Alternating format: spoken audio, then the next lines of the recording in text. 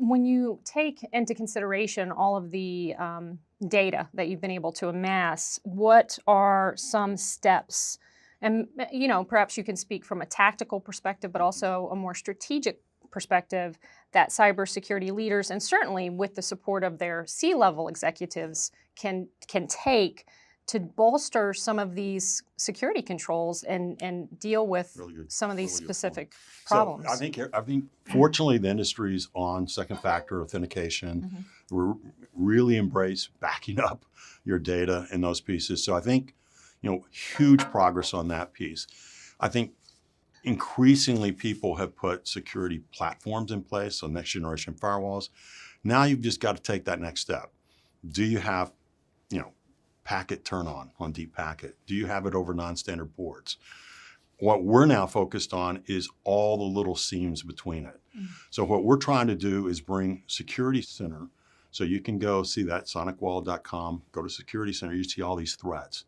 This year, we're going to bring that all the way to a partner and customer level. That way they can see if they have our stuff. They've got it for firewall, they've got it set up, and we can show them what we're stopping. Now, if they don't have it turned on, we're going to show them what an average customer is getting hit with in that particular area, like encrypted communications, non-standard ports. If you don't have email turned on, if you don't have our capture ATP behind email, Wi-Fi, if you don't have an endpoint. So really seeing the picture of what's happening to you, I think, is the next where management goes to in terms of compliance and risk and for customers, because so long the industry's been list type best of breed of a bunch of products. Well, that leaves a bunch of seams. And I mean, even small to medium-sized organizations, they have so many different endpoints. Their infrastructures are quite large. You've got the cloud infrastructure you have to worry about. So obviously, all of these various components need to be understood. You need to understand the risks. You have to have a holistic view. And they have to be orchestrated at the end of the day, right? I mean, for the last 2 years, we've been rewriting our Sonic OS. So one OS can run across all the hardware appliances, but also now can run across public cloud, so AWS or Azure, or private cloud, VMware or Hyper-V. Same OS.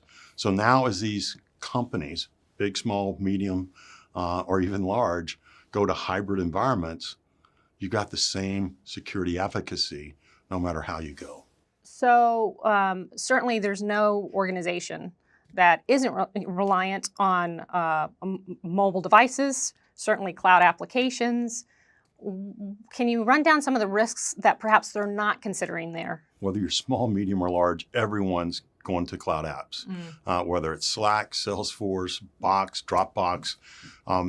Increasingly, though, you've got to look at the content. We talked earlier about encrypted communication, non-standard ports. There's a lot of content going to the cloud and back. You've got to inspect that. Our threat report last year identified web apps and cloud up 60% in terms of malware threats. And the problem there is first understanding the responsibility, because the cloud app vendors don't own that responsibility. And you've got to own that, and you got to deal with that from your own standpoint. Mobility, I think, is the new endpoint. You look now, Wi-Fi, the ability to intersect that.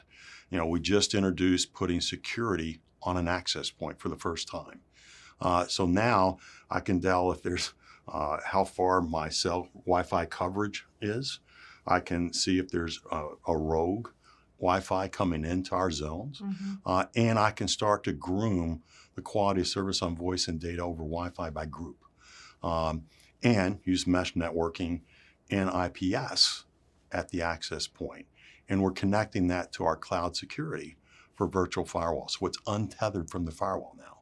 So huge important movement as people head to mobility and increasingly are less dependent on laptops and desktops and using the phone. We're all doing that, and even in our office, because then it's mobile at home, it's mobile on the road, it's your new mobile office. And now mobility's got to catch up with that, but you also have to catch up with that with your cloud apps. So kind of going back to the start, data breaches, certainly you're seeing data exposed, manipulated, stolen.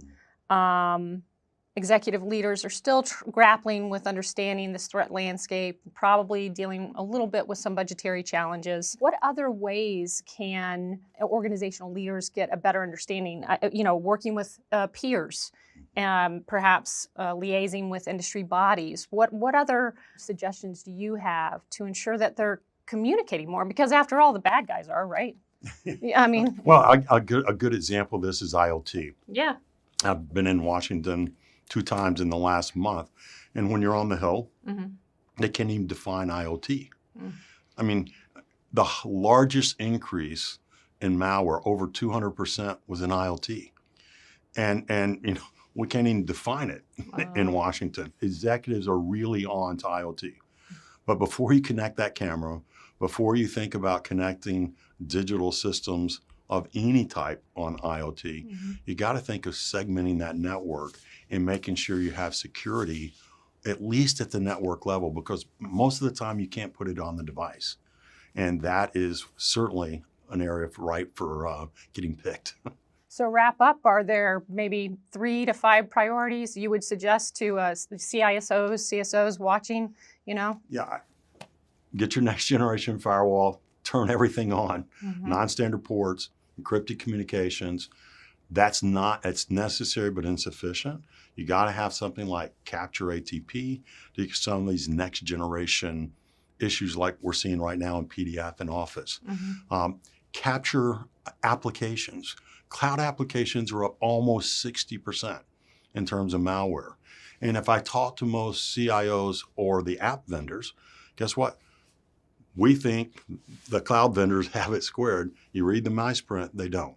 And just like you got to look at content and secure like communications or non-standard ports, you got to look at that content going up to the cloud and back. That about wraps this SC in Focus. Thanks so much to Bill Conner from SonicWall, and thank you for clicking in.